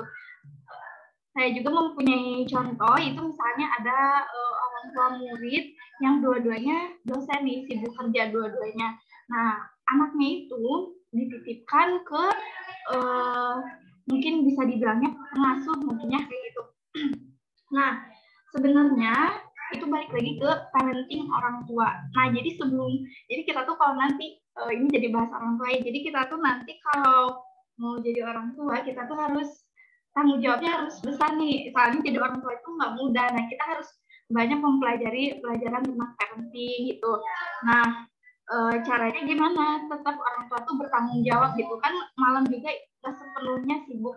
Nah, biasanya gitu orang tua bisa mantau melalui nanya nih sama pengasuhnya gitu, atau biasanya ada CCTV bahkan di rumahnya, jadi dapat memantau anak-anaknya juga. Terus anak-anak juga nggak akan mungkin ditinggalin sendiri di rumah gitu. Mungkin itu saja. Bagaimana, Des? Menambahkan, moderator? Ya, mangga, Septi. Ya kan, saya setuju juga sama Rispa ya. Juga kan lingkungan pendidikan juga bukan hanya sekolah dan juga keluarga ya. Nah, di situ juga maka ada peran masyarakat gitu, bagaimana tetangga-tetangganya yang kalau misalkan tetangga-tetangganya yang aware mah pasti diperhatikan gitu, apalagi di daerah-daerah kita malah insya Allah tetangganya juga enggak masing-masing, cuman ya kalau di kota mah kan suka ya biasanya gitu, nggak semua, cuman kayak masing-masing gitu. Nah juga ya kan anak itu juga misalkan ini mah ya punya kakak gitu. Nah kalau seorang tuanya sibuk kan nggak mungkin orang tuanya juga sibuk 24 jam gitu non-stop kerja. Mungkinnya ada buat apa atau nah mungkin kakaknya juga atau saudaranya juga bisa memperhatikan.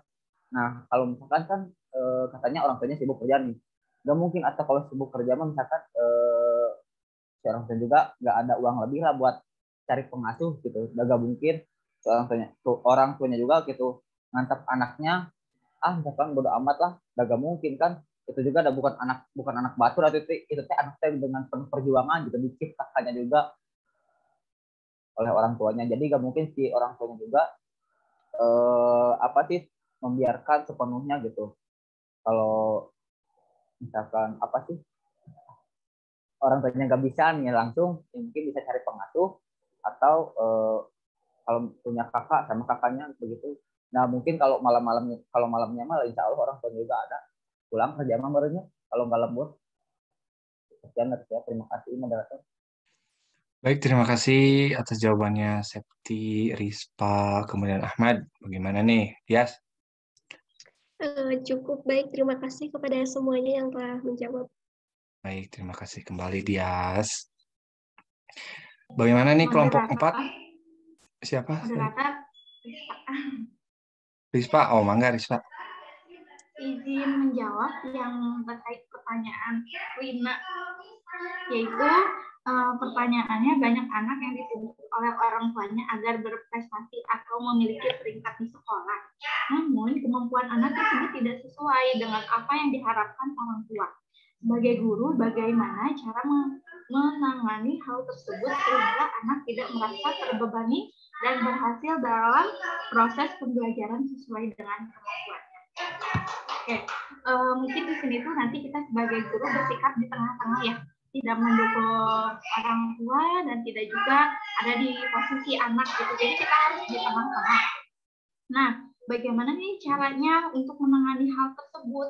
Nah, caranya kita juga memberikan pengarahan nih kepada orang tua, kepada anak. Terus kalau pengarahan kepada orang tua itu misalnya, Bu, anak tuh sebenarnya kemampuannya di sini loh, gini. Nah, kita bisa ngomong nih ke orang tua. Nah, anaknya sendiri juga, kita bisa kasih tahu anak kita bisa memberikan semangat. Mohon maaf, Rispa, lebih baik berhenti dulu.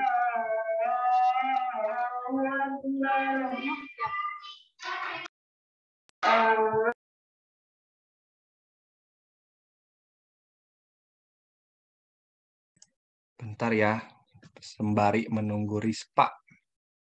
Kita bacakan pertanyaan-pertanyaan yang belum terjawab. Yang pertama ada pertanyaan dari Wina yang belum terjawab.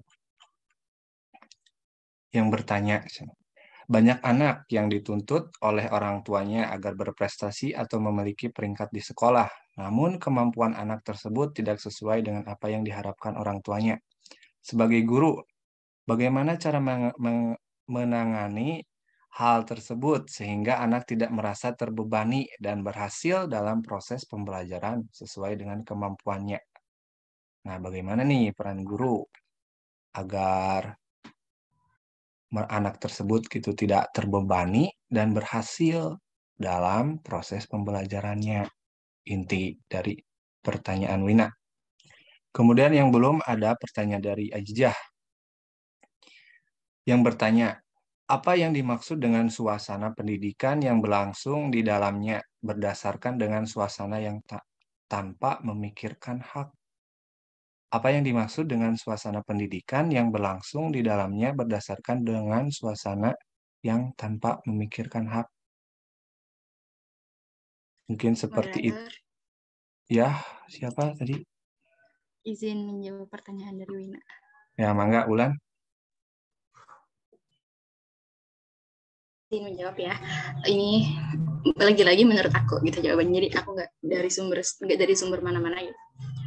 Menurut aku, pertama kita lakukan komunikasi dengan siswa. Kita bisa mengedukasi siswa bahwa dengan tuntutan tersebut, kamu bisa jadikan itu semangat untuk belajar kamu, karena orang tua kamu ini percaya sama kamu bahwa kamu ini harapan keluarga dan bisa mewujudkan apa yang orang tua kamu mau. Nah, kita bisa mengasih semangat seperti itu sambil mengedukasi bahwa kamu harus semangat lagi belajarnya ya nak, gitu kan. Mungkin kali ini gagal, tapi kegagalan ini adalah awal dari kesuksesan kamu nanti gitu. Itu pertama, kita harus memberi semangat dan edukasi kepada si anak tersebut. Langkah kedua, kita harus mengobrol kepada orang tua.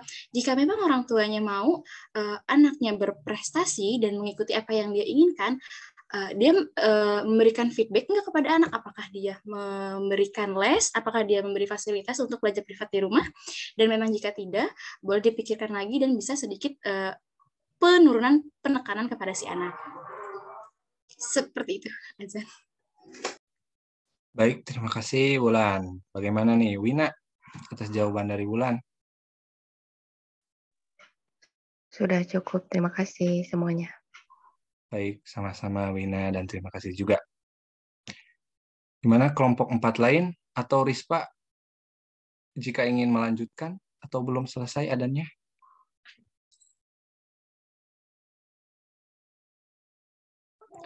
Ada tiga pertanyaan lagi yang belum. Ada dari Ajijah, kemudian dari Sehan yang belum. Kemudian dari Aina.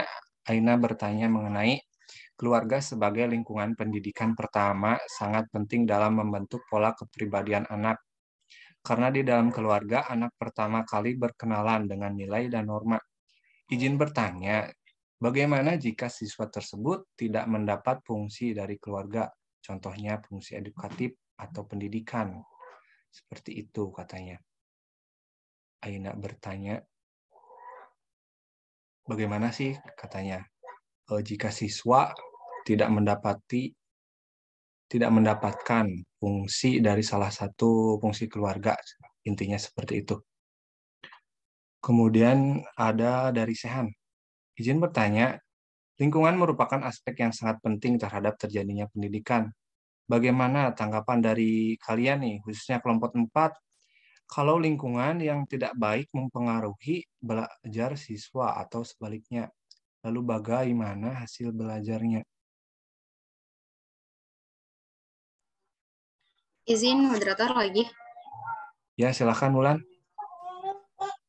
Izin menjawab pertanyaan dari Sehan. Ya, enggak. Bagaimana jika lingkungan masyarakat bisa mempengaruhi pendidikan anak itu kayaknya sudah menjadi bagian dari itu ya, kayak anak itu bisa terpengaruhi dari beberapa faktor lingkungan. Terutama ini ada faktor lingkungan masyarakat. Jika di dalam keluarga dan di sekolah dia mendapatkan hal-hal yang baik, tapi dia mendapatkan hal negatif dari lingkungan masyarakat, entah itu di lingkungan rumah, ketika dia pulang sekolah dia bergabung dengan teman-teman yang toksik dan juga lingkungan yang tidak baik. Nah, di sini peran orang tua yang masuk ke dalamnya itu peran orang tua, karena sejatinya orang tua itu anak itu sejatinya masih membutuhkan masih membutuhkan pendampingan dari kedua orang tua. Nah, jadi ketika mungkin si anak itu mendapatkan hal-hal negatif, pasti orang tua pun melihat perkembangannya, misalkan dari cara dia berbicara ketika habis main sama si ini gitu kan, kok nada bicaranya nih anak agak beda gitu, kok dia nih berbeda gitu kan dari sebelumnya. Nah, itu adalah faktor-faktor negatif. Dan itu juga bisa mempengaruhi mindset si anak ketika dalam pembelajaran. Nah, di sini peran orang tua adalah mendampingi bagaimana hal itu tidak berlarut-larut, walaupun memang si anak itu harus bersosialisasi dengan teman-temannya gitu kan. Tapi tidak menutup kemungkinan orang tua juga harus mendampingi ketika anak sedang berada di lingkungan masyarakat atau di luar rumah, agar tidak terjadi hal-hal yang tadi gitu kan, yang tidak diinginkan ketika anak mulai berbicara yang tidak sepantasnya gitu dibicarakan oleh anak, tapi si anak itu sudah mulai mendapatkan kosakata dari luar rumah atau di luar sekolah itu. Jadi bagi saya memang yang paling tajam itu adalah faktor lingkungan masyarakat sih, karena saya pribadi mempunyai beberapa keponakan gitu kan. Jadi ketika dia di rumah gitu kan baik-baik aja, tapi ketika dia keluar dan pulang, dia itu ibaratnya membawa oleh-oleh. Nah, oleh-olehnya itu adalah kosakata yang tidak sepantasnya dia ucapkan. Nah, itu menjadi tugas kita sebagai peran orang tua dalam rumah. Sebagai pendidik di rumah, kita juga harus mempunyai dan mengedukasi si anak agar, nah, itu tidak bagus gitu kan. Itu tidak boleh diucapkan sama kamu, karena itu membuat kalau misalkan si anak tersebut tuh berbicara tidak sopan, kamu bisa menjelaskan bahwa, nah, kamu nggak boleh berbicara seperti itu ya, itu tidak boleh gitu kan, karena itu tidak baik. Nah, seperti itu. Hatur nuhun. Terima kasih kepada moderator. Baik, terima kasih Wulan atas pendapatnya. Bagaimana dari peserta diskusi lain? Jika ini ada ingin yang ditambahkan. Mangga tanya Sehan dulu, apakah ada penyanggahan atau tidak, moderator? Ya, makasih Wulan sudah mengingatkan. Bagaimana Sob Sehan? Mana Sehan? Oke, baik. Tadi kan udah dijelasin. Berarti kalau misalkan seperti itu, hasil belajarnya itu seperti apa gitu. Pada intinya mah pertanyaan Sehan teh, kalau misalkan anak ada yang di lingkungan tidak baik, itu hasil belajarnya seperti apa? Kalau misalkan anak yang ada di lingkungan yang baik, itu hasil belajarnya seperti apa? Seperti itu sih. Nah, bagaimana Wulan? Ya, balik lagi ke tadi bahwa anak itu sejatinya masih membutuhkan bimbingan orang tua. Jadi mau dia di lingkungan baik atau tidak baiknya tergantung dari orang tua bagaimana dia membimbingnya. Sekalipun memang dia ada di posisi baik gitu kan, di posisi lingkungan yang benar-benar positif dan jauh dari toksik gitu kan. Kalau memang dia di dalamnya tidak tidak diajarkan dan tidak dibimbing dengan baik dengan orang tuanya, dia pun akan bertingkah layaknya lebih dari anak-anak yang di lingkungan negatif. Begitupun di lingkungan negatif, jika memang dia berada di lingkungan negatif, ketika orang tuanya berperan dengan sigap, dengan orang tua mementingkan anak, maka hasil belajarnya pun akan bagus, insya Allah gitu kan. Jika memang orang tuanya peka. Tapi menurut saya orang tua pasti peka lah dengan perkembangan anaknya. Misalkan kayak anak itu biasa tidak kayak gini, terus tiba-tiba kayak gini, itu pasti orang tua akan terpeka gitu kan. Jadi orang tua harus mengambil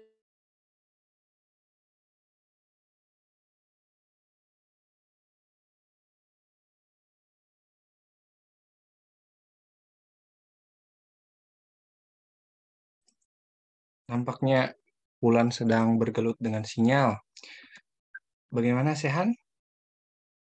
Apakah kurang? Cukup. Ya. Dilanjutin aja, Pak. Terima kasih. Halo, ya. Mangga, Ya. Sehan gimana? Udah senalan. Makasih Wulan. Oh iya, sama-sama. Bagaimana kelompok 4 atau yang lain? Moderator. Ya, Mangga, Beja. Menjawab pertanyaan dari Aina ya, yang bagaimana jika siswa tersebut tidak mendapatkan fungsi dari keluarga, contohnya fungsi edukatif atau pendidikan.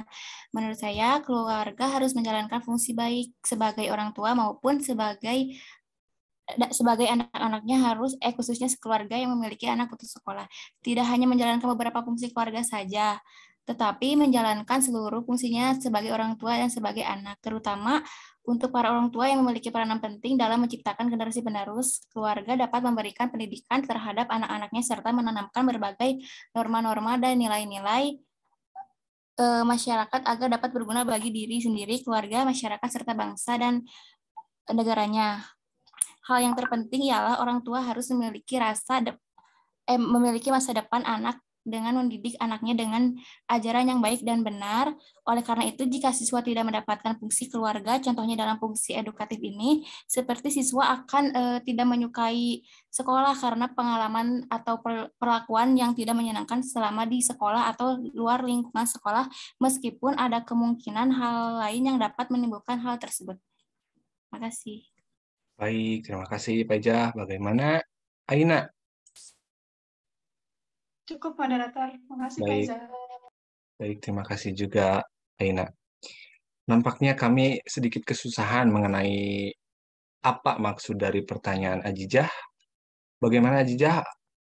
Boleh nggak sedikit dipaparkan maksud dari pertanyaan Ajijah tersebut? Ya, moderator, saya mendapatkan pertanyaan itu dari makalah yang dibuat oleh kelompok 4. Pada bagian ini, keluarga sebagai lingkungan pendidikan pertama sangat penting dalam membentuk pola kepribadian anak. Nah, karena di dalam keluarga, anak pertama kali berkenalan dengan nilai dan norma. Dalam keluarga didasarkan ada cinta dan kasih yang sangat natural. Sehingga suasana pendidikan yang berlangsung di dalamnya berdasarkan dengan suasana yang tanpa memikirkan hak. Itu moderator.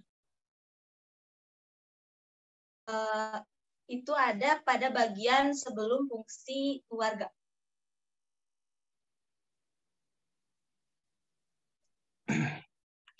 Jadi intinya Ajijah apa ya maksud dari pernyataan dari makalah tersebut ya? Atau gimana?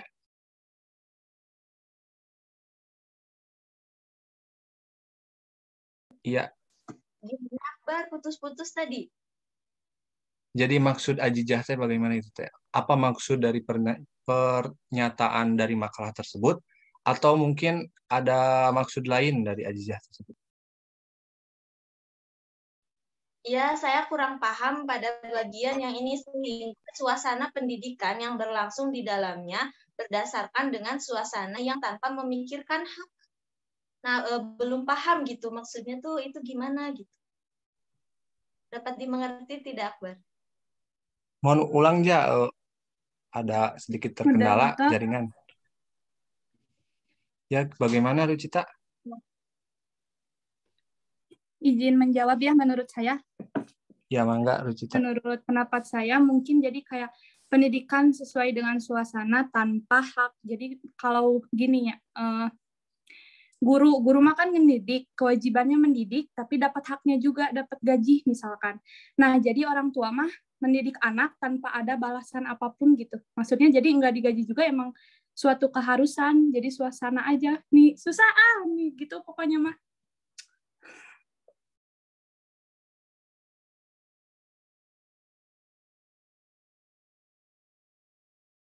Ya, baik. Terima kasih Rucita atas jawabannya. Mungkin saya akan men-share screen makalah ya, biar jelasnya.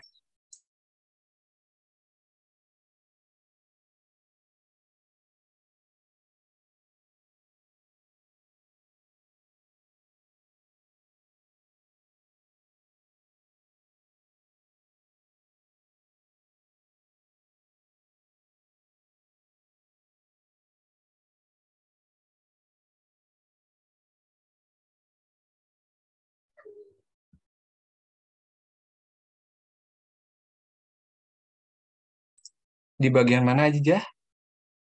Di bagian halaman 10, nah ini, Bat. Tuh. Sebelum yang 3 fungsi keluarga atasnya. Nah, itu. Nah, ini ya. Keluarga sebagai lingkungan pendidikan pertama sangat penting dalam membentuk pola kepribadian anak, kata makalah. Karena di dalam keluarga, anak pertama kali berkenalan dengan nilai dan norma. Dalam keluarga didasarkan pada cinta dan kasih sayang yang natural, sehingga suasana pendidikan yang berlangsung di dalamnya berdasarkan dengan suasana tanpa memikirkan hak. Nah, jadi maksud menurut saya ya, jadi maksudnya teh didasarkan pada cinta dan kasih sayang yang sangat natural. Nah, jadi karena adanya cinta dan kasih sayang yang natural ini, nah hak ini jadi tidak dianggap. Misalkan nih, keluarga itu haknya untuk mendidik anak. Nah, karena ada cinta dan kasih sayang, nah hak tersebut itu jadi tidak dianggap, jadi sudah menjadi darah daging lah intinya, karena ada cinta dan kasih sayang tersebut. Intinya seperti itu. Jijah? Ngerti atau masih bingung? Jadi intinya mah karena ada cinta dan jadi intinya mah karena ada cinta dan kasih sayang. Ya. Ya, nah hak nate jadi tidak dipikirkan bahwa itu teh hak pada gitu intinya teh.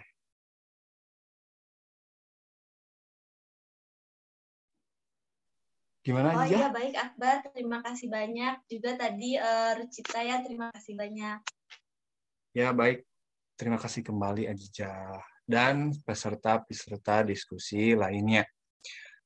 Nampaknya waktu sudah menunjukkan pukul 12.15 dan saya sangat berterima kasih kepada peserta diskusi yang menurut saya sangat hebat-hebat atas jawaban-jawabannya.